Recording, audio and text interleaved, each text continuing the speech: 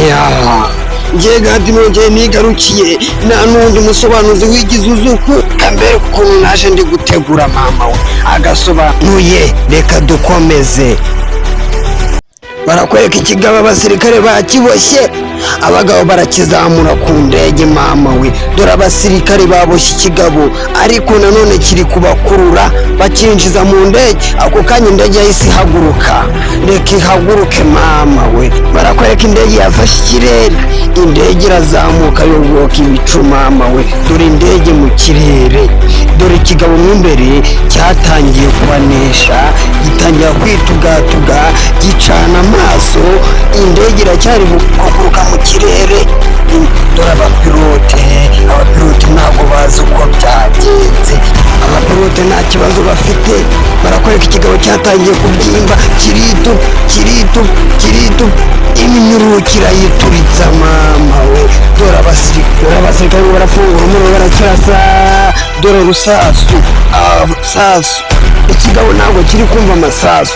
Kubita abasirikare kiri gukubita ukuboko rimwe kigahita cyangiza indege, gihita kigenda kiri kwiruka kirwana n'abasirikare.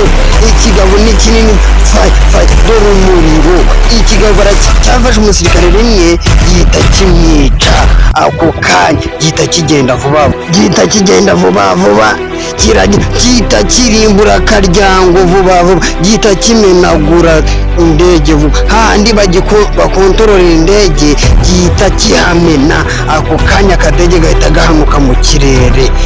Dore ibintu gikoze. Barakwereka hafi aho ngaho ari ingagi yari iri kwinywera amazi, iri aho irareba ibona indege iri gucumba umwotsi hejuru mu kirere mama we.